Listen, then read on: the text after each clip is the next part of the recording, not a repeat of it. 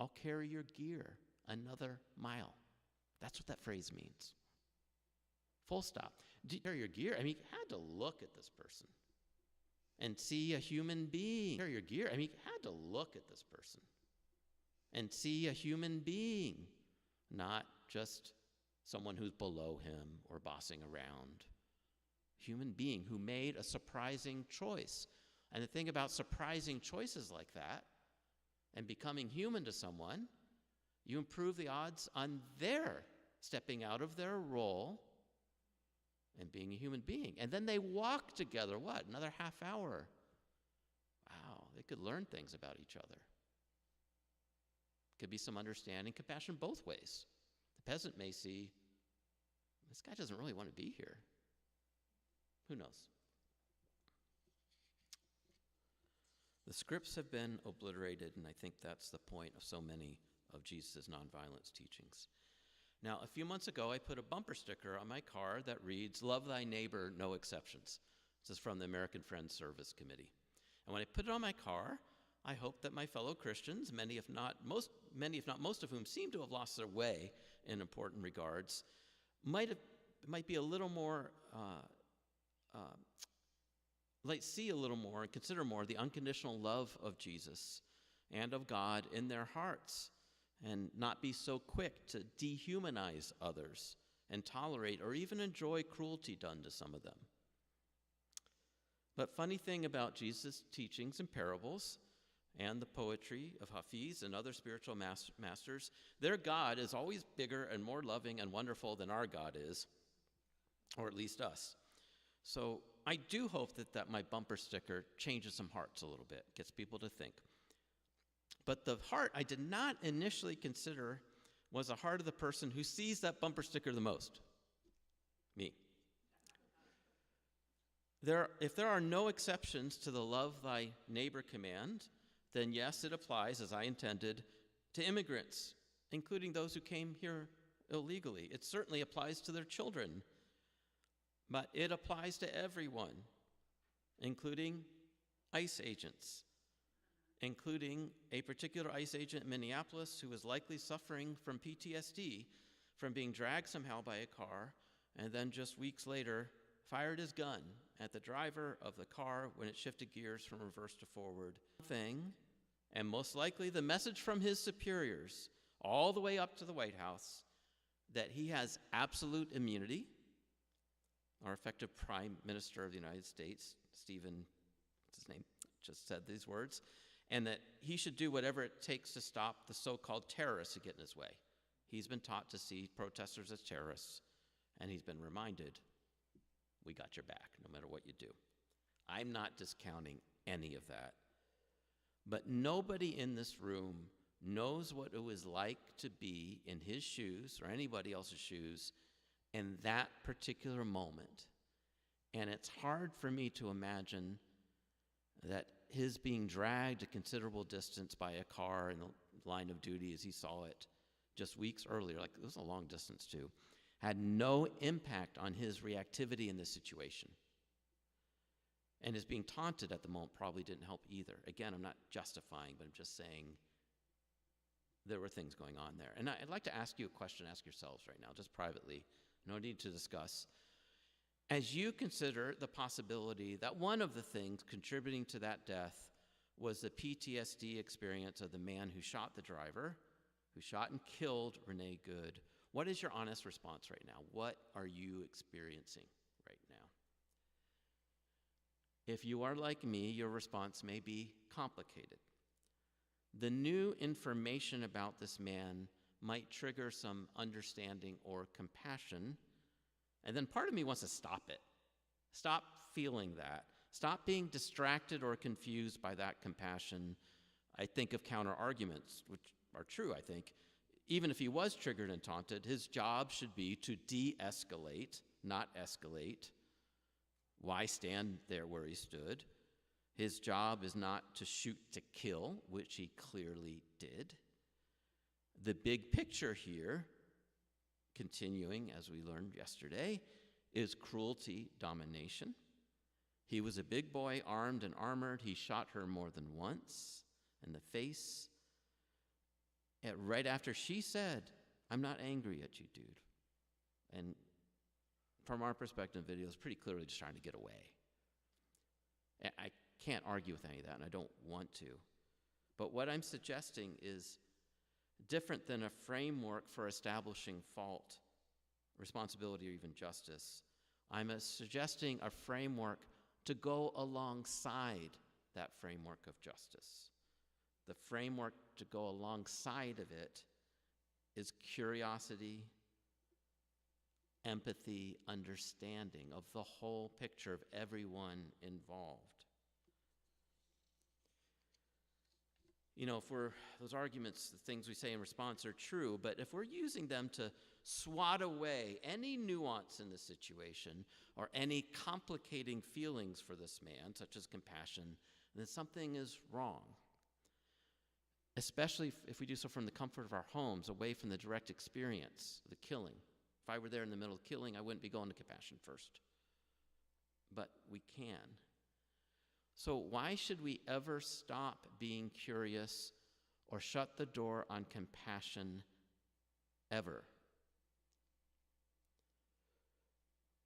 Why do we naturally hold on to good guy, bad guy, or good evil narratives? Even if that's 95% of the truth or something. Why are we uncomfortable with seeing anything that makes us pause and question that even for a moment?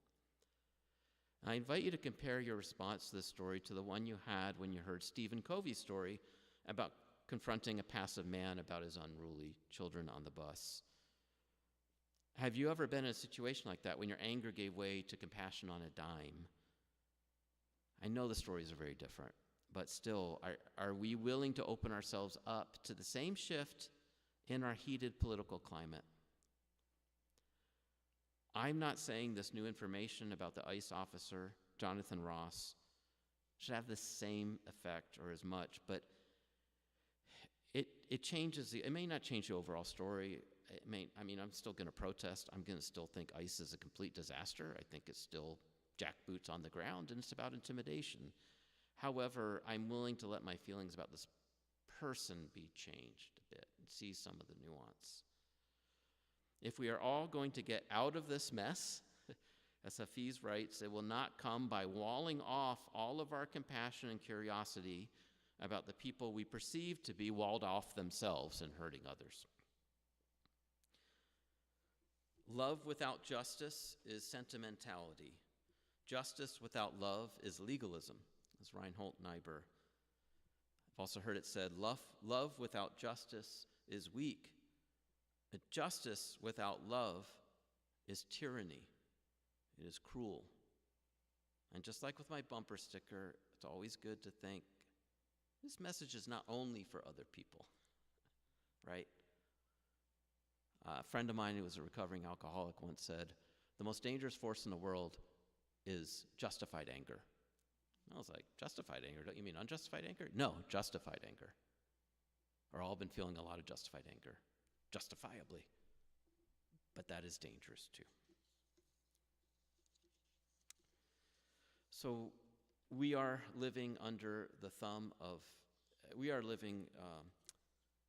a scary time. Authoritarianism is arriving in different stages, not just like starting to arrive, it is arriving. But I also think it's important to remember that in Jesus' time, they were living under the thumb of full-scale, really well-established empire. When he was crucified, a slow public death over 3 days, those crucifixions took place near the entrance to Jerusalem. Excuse me, can I have the tea? I don't know if that was nonviolence. But the crucifixions, there would be hundreds of people crucified. Just get a picture of the context when Jesus spoke and acted. And his response, forgive them, Father, they know not what they do. Turn the other cheek also. Walk the second miles with these oppressors who are going to kill me soon. Love your enemies. Now, a piece of local news in Eugene from a month or two has really stayed with me. I heard it was 2 ICE agents, turned out to be 2 agents of Homeland Security, which ranges from like TSA at the airport all the way to ICE agents. They had a coffee at Provisions, a nice place in the 5th Street Market in Eugene, and somebody posted on Reddit, which kind of gets news around quickly in local areas, that these 2 ICE agents were served coffee. And then a call was made, and somebody demanded that the person answering the phone put up a sign saying, "Immigrants are welcome." And waitress like, "Well, it's not my job to make that decision." And later on, the owner pointed out, that just makes us a target for ICE. You know, going out of your way to say that, like, I protect my customers and immigrants better by not putting that sign out, is what she pointed. But the point is, they both got threats. This went around quickly. You dared to serve coffee to the enemy, and they're harassed. And this is the climate we're in, too. So how do we choose to look at things like that? If you saw 2, even just ICE agents, or DHS, it might be ICE agents, having coffee or lunch nearby, we could choose how to respond. We can threaten those who are serving food or drink to them as being collaborators. And the waitress, like, it's not even her call at all, but still. Or we might see this as an opportunity, walk the second mile, broadening our perspective. So if I encounter this, I hope I'll have the courage to sit near them, or even ask if I can join them, learn about them. Now, I acknowledge that as a white man, this would pose less risk for me than for others. I may not make the same choice, different colored skin and so forth, okay? I acknowledge that. And it may be that for 9 out of 10 agents like this, no such encounter will make a positive difference. They may brush me off, whatever. But there will be some who might appreciate some kindness and sharing of stories, and they may have a different perspective. I know for a fact there are a lot of ICE agents who are disturbed by how their force is being used now, and all the new recruits just in it for the violence. They're not all like that. So Hafiz and Jesus both invite us to a radical hospitality to the holy wherever it may be found, and especially to the experience of humbling surprise, to realizing in an instant that things are not exactly as we see them or want to see them. Remember, he had meals with tax collectors. Those are oppressive people. They're kind of shaking people down, too, and probably taking some for themselves. Jesus dined with them. A radical hospitality to the creative love so alive in this world, even when we see no evidence for it, the love that leads us to put down the stone and keep our hands unclenched. But unclenched hands can still do this. Unclenched hands can say, "This is wrong. You're about to stone someone to death. Stop." But that is different than the self-righteous, tight, tense hatred that we often feel, understandably. And that open hand can be extended to shake hands, to thank somebody who's angry and puts down a gun, right?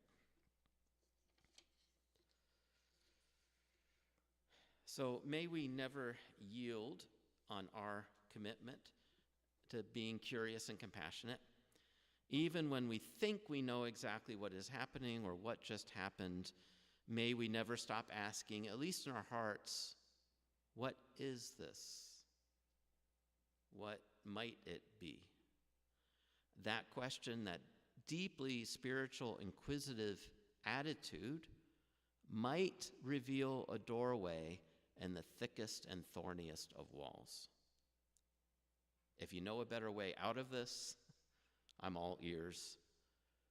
But let us pray to be humble. Let us pray to be honest, curious, strong, and kind. Amen.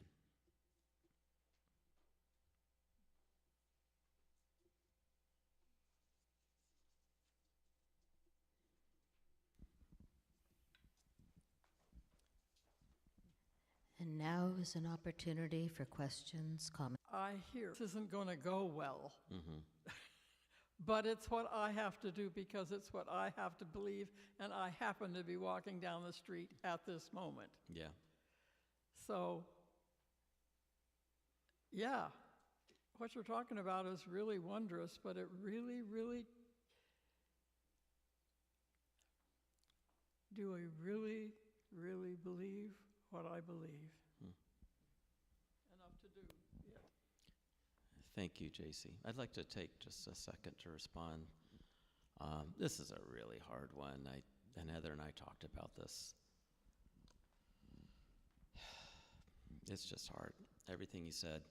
And I think I'd underscore, I talked about compassion and understanding for others, but we need to have that first and foremost for ourselves.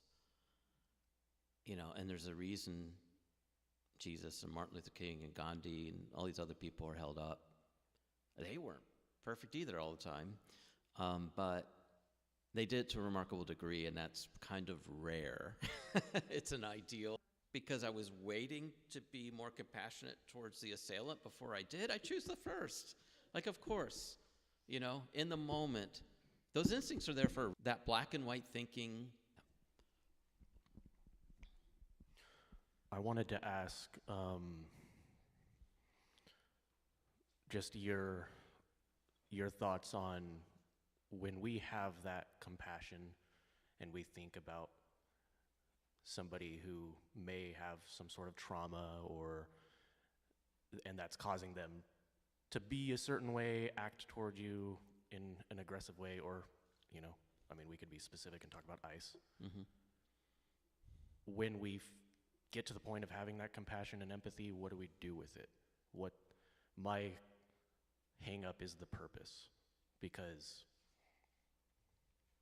like it's good to have that understanding. But so what? Exactly. You know, like some people would say the solution is the Second Amendment. Some people would say what? The solution is the Second Amendment. Oh, I see. Oh, people who say that. So what good does it do to have compassion when he says the solution is Second Amendment? No, like No, some sorry. people would say the solution rather than compassion would be the Second Amendment. And ask the question again and again and again, what is this? What is this? What might help? What might help? Or if I can set aside all my anger and my ego, what do I feel like I'm being asked to do in this situation that isn't popular with my peers? What am I being asked that's difficult? Okay? I think it's important to realize also that in addition to those, our innate security, part of one thing that makes us secure is feeling like we're protected by like-minded people, and we're all feeling the same thing, we're all saying the same thing. That's like super scary right now, super scary for the ICE agent. We don't ask those questions of other strategies. Like, what's the end game of throwing rocks at ICE agents, right? I heard somebody at a protest say, who's questioned my nonviolent suggestion, he says, yeah, I just think, you know, Oregon, California, and Washington should go secede and join Canada for a while. Like, he wasn't thinking about the end game of that. Like, what's the end game of that? Insurrection, troops. Most of the country agrees that California, Oregon, and Washington should be forcibly remain to stay in the Union. That's what Civil War was about, right? So I think that it's interesting. I'll just ask, we seem to have this high bar for nonviolence. Show me the path where it will work that we don't apply to like pretty much every other strategy. Isn't that interesting? And it's the hardest path. So there's no, and it may not be the right thing too. King also said, nonviolence is not the right path in all situations. And he pointed to, we have media here. I don't think he thought that too many police officers would be moved by pity. Some of them would be. He believed some of it. But what he really believed was they would be shamed by the rest of the country when people saw people getting beat up for, you know, not buckling under Jim Crow. But still, that could happen now, too. There are persuadable people who voted for Trump. You have to believe this, I think. and get to know people. Why did they? Why did so many Latinos vote for Trump? I mean, they're not stupid. They just saw their self-interest differently. They saw things differently, so finding out why. Does this make some sense? So that's where so again, just not put that high bar for nonviolence and ask it, like, spiritually, I didn't know when I looked at the guitar, it was like, oh, that's a duet. Like, I don't know, surprising things happen when you just open up. Yeah. I wonder if part of the helpfulness of nonviolence and compassion is for those of us who are changing our feelings. Notice somebody feeling sad if you're kind of more like this than if you're like this, right? So some of it is for ourselves, but we may be getting so worked out of something that's happening 2,000 miles away, focused on that, we might just miss somebody's suffering. It has nothing to do with any of that, right? So it's not that, there's a way of staying focused and solution on problems and dedicating our money and supporting people who are on the front lines and maybe being willing to go there ourselves. You can do all that while still saying, I'm not going to be angry all the time. It doesn't help. And by the way, it becomes a stereotype. People on the right are like, oh, those uptight liberals getting all upset about smallest little thing, all that stuff. So I don't know. Well, now I'm looking back at what I read earlier Yeah? from up there. Okay, all right. And that last line is, God, what mischief can we do for the world today? Yes. Calling what you're talking about as mischief. Love mischief is the phrase, actually. He said, love mischief. And that's a great phrase. Thank you. And it was that word that made me be a reader today, by the way. It was. Out those folks who are willing to do what ICE is being asked to do. And I'm not condemning ICE, but I do believe that there is a certain number there. Yeah. That violence is too common. It's what I can't hear very Too well. common to their interior, to their self. And so when I'm asked to consider someone who can shoot first, I can't ignore the idea of evil because we already have seen that there